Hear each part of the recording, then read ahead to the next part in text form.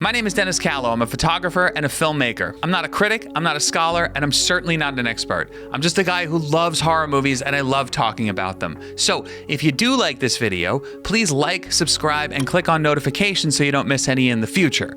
Now without further ado, let's get into Halloween 3, Season of the Witch.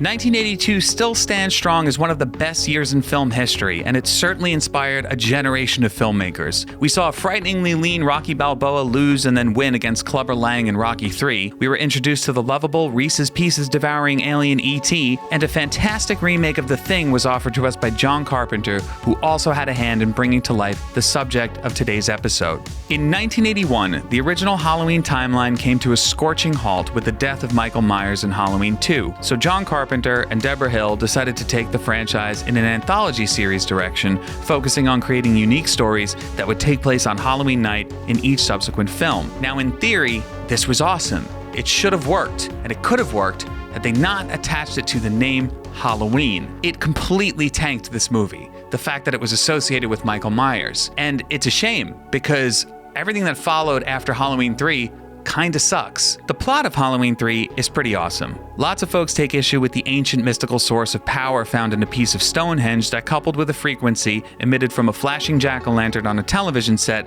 had the ability to shoot lasers or unleash a small army of snakes, bugs, and crickets that slowly ate your face off. Now, I don't understand why people take issue with this. It's horror. It doesn't have to be based in reality or even science. It can be completely insane, and that's why I love this movie. After one of the best early 80s computer graphics openings ever, coupled with a pulsating synth score by John Carpenter and Alan Howarth, we find Harry Grimbridge bolting from an eerie tinted windowed car down a desolate highway. Harry stumbles upon a gas station and whispers some very cryptic stuff to owner Walter Jones while grasping onto a latex Halloween mask before collapsing. He's then put in the care of Dr. Daniel Chalice, played to perfection by 80s horror icon Tom Atkins, and probably has his eyes smashed in by one of the mysterious men in suits, which I still believe was a brilliant reference to the Men in Black. Not like the Will Smith Men in Black, the Men in Black phenomenon that was really bubbling up in the early 80s. When Harry's daughter Ellie comes to identify his body, Ellie confesses to Dr. Chalice that she thinks something strange is afoot in the little town of Santa Mira. Dr. Chalice and Ellie embark on a journey to the small town and find it filled with high strangeness, weird locals, and a shadowy figure named Connell Cochran, who owns the town and local toy company, Silver Shamrock. Now, I don't want to give any more of the plot away, and I am going to get into spoiler territory in my next few segments, so if you haven't seen it, please go watch the film and then come back. And I think this is the perfect time to do it, because we are in spooky season. Now, I feel that spooky season begins at the end of August, so feel free to start your Halloween horror-thon with this film. It's a perfect way to start it. So when I talk about this film, a lot of people get mad at me, and that's because I stand by the fact that it is my favorite in the Halloween series. I know, that's crazy. A lot of you out there are probably like, are you kidding me? You did more than the first one? Yes, more than the first one. And it's because it doesn't fit in. And while I love Michael Myers, and I think Halloween is a brilliant film and one of my favorite films of all time, this still has a special place in my heart. It honestly made me think that there was something wrong with me, that there was something wrong up here, that I couldn't look at a film with a critical eye. But then I realized that movies are very specific, and it doesn't matter what other people think of it. If you like it, you like it. There's nothing really you can do about it. That's why I want to break down exactly why I love this film. So as director Tommy Lee Wallace stated, if you stripped away the name Halloween from the actual title and just called it Season of the Witch, we would have ended up with a wonderful little piece of 80s horror that I think would have been celebrated rather than panned and hated, that has a ton going for it. And one of those things is atmosphere.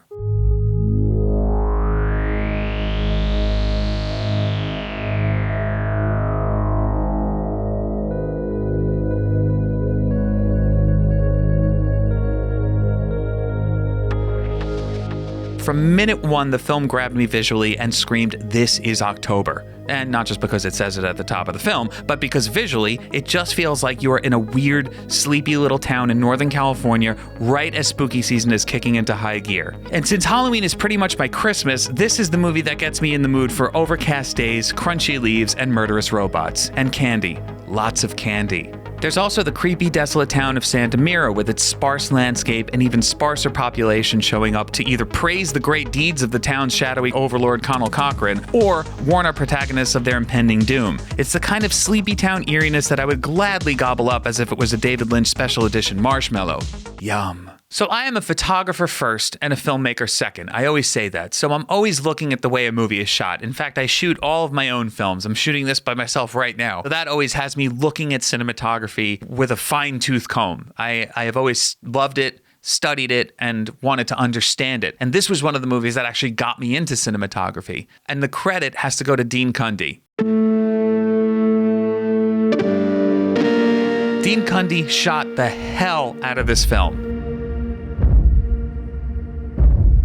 His use of anamorphic lenses, lighting, and the Steadicam made it feel way more expensive and expansive than its meager $2.5 million budget.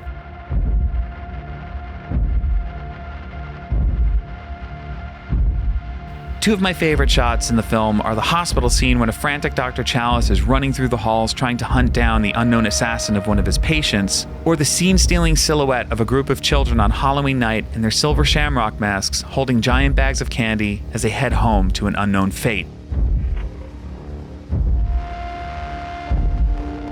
It's still one of the most chilling visual images I've ever seen in a horror film.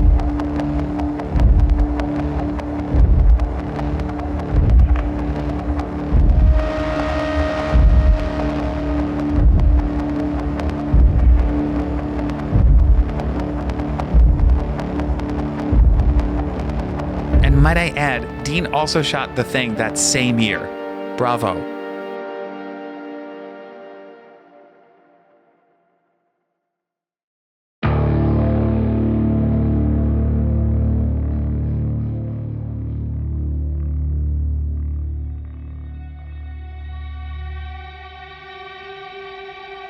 Tom Atkins absolutely shines as the gruff yet lovable protagonist who not only can't go a night without a drink, but also can't keep it in his pants.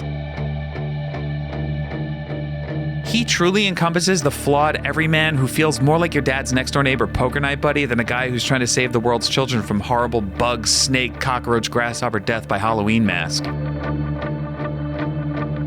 By the end of the film, one finds themselves so wooed by his charm that even I wanted to take a ride on his Budweiser-soaked mustache. Then there's Dan O'Herlihy, who portrays the evil trickster Conal Cochran with the precision of a Shakespearean master. Hands down, he's one of the most underrated horror villains of all time. He's super low-key, insanely creepy, and there's so much evil behind his eyes with every line delivery that even I needed to squeegee my eyeballs to get the ugh out. He's truly the standout in the film and gave the character so much depth and gravitas. Then there's Stacey Nelkin, who puts in a fine performance, but to be fair, I think this was her first feature film, and for that, she was really solid. She even said that our gentleman Atkins made her feel very comfortable and safe during the standard 80s boink scene in a gross motel bed. And finally, I have to give massive credit to Jadine Barber and Ralph Straight, the parents of the ill-fated little buddy, who steal every scene with their over-the-top performances. It's not quite cringy, they just look like two actors who are having an amazing time and so much fun with their roles that I can't help but adore every second they're on screen.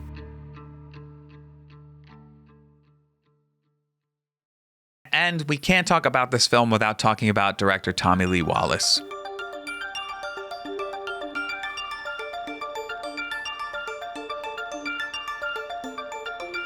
Originally, Joe Dante was given the role of director, who quit in order to direct Twilight Zone the movie, mere weeks before principal photography. To fill those shoes, in steps John Carpenter's high school buddy and fellow UFC graduate Tommy Lee Wallace, who was also an integral part of the Halloween franchise, designing the iconic Michael Myers mask from a haphazardly repurposed Don Post William Shatner mask, as well as standing in once in a while for The Shape.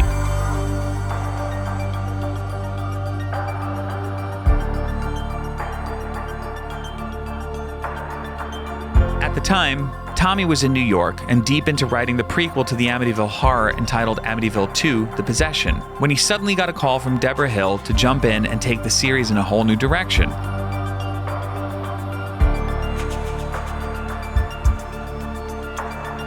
Her brilliant one-sentence pitch to Tommy was, "The ancient rites of Halloween meets the computer age," and he jumped at the idea, as well as to rejoin his old friends and redeem himself for saying no to directing Halloween 2.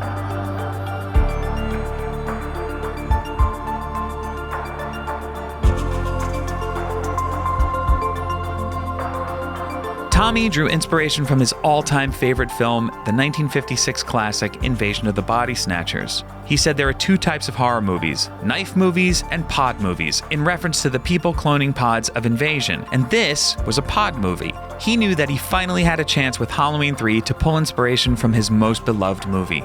And my God, did he!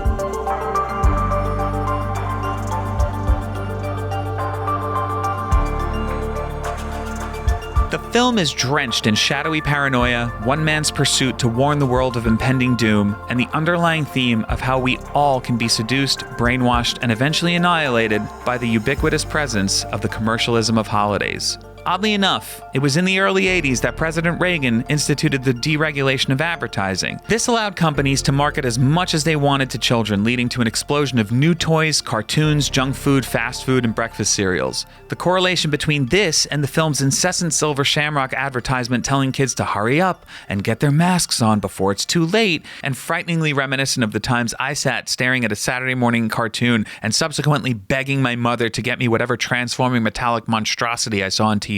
It's a brilliant plot device, and honestly, it still holds up to this day with our incessant scrolling through Instagram and constant ads being thrown at us. And of course, this video would not be complete if we didn't talk about the masks.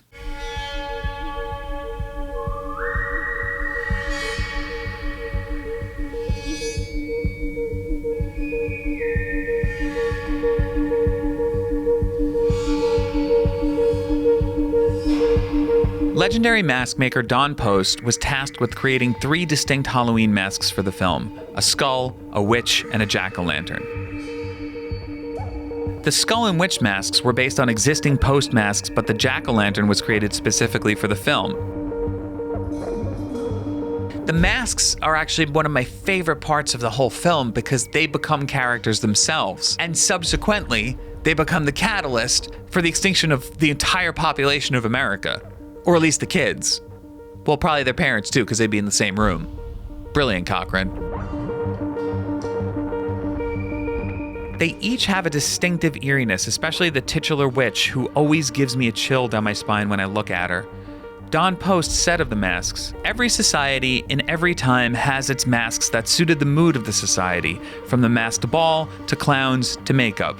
People want to act out a feeling inside of themselves, angry, sad. It may be a sad commentary on present-day America that horror masks are the best sellers." Post received exclusive merchandising rights to reproducing the masks commercially, which retailed for $25 at the time. Oh, to have a time machine and go back and get all 3 masks for the low, low price of $75.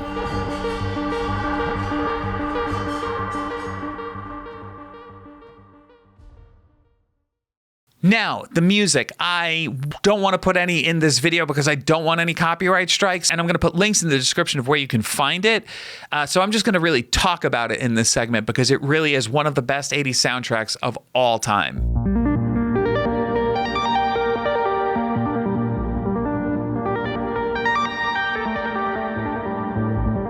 Now, at this point, if you've seen the film, you all know the iconic Silver Shamrock commercial theme that plays a total of an ungodly amount of times throughout the film. But the rest of the score that permeates Halloween 3 is a synth horror masterclass by legend John Carpenter and Alan Howarth. My favorite track, Chariot of the Pumpkins, is a tense, pulsating, unnerving gem that kicks off the film and immediately sets the tone. With its discordant stabs that sound like 80s laser beams, repetitive percussion, pumping synth bass lines, and an overall sense of tension and dread, it's the perfect way to set up the techie horror that is about to ensue. And if you really feel like getting in the mood for spooky season, throw this soundtrack on. It will totally bring you into the world of October. There's nothing quite like it, honestly.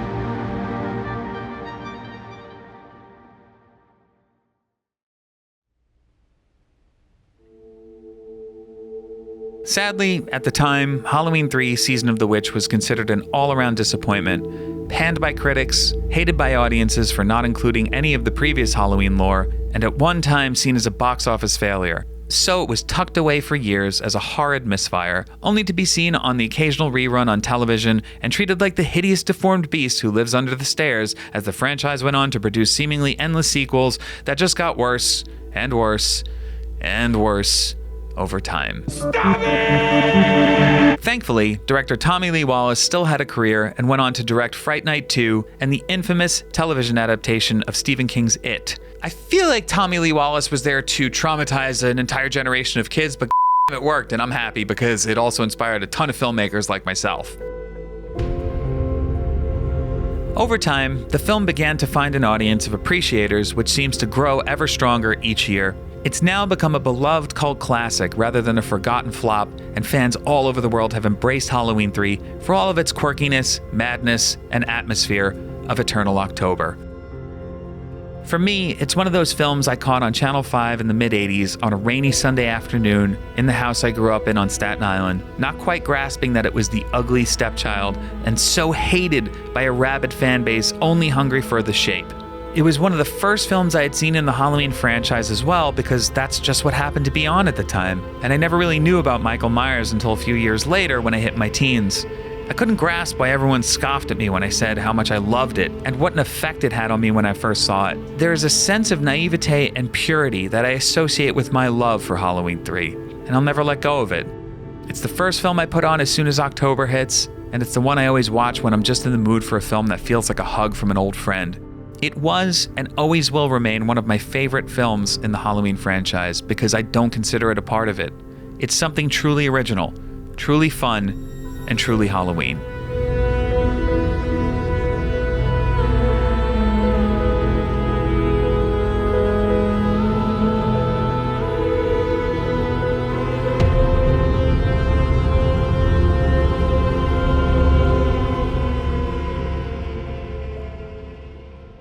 That's it. That's why I love the movie. If you love the movie or if you hate the movie, let me know in the comments below. I also want to add that there is an amazing novel adaptation of it that's pretty hard to find.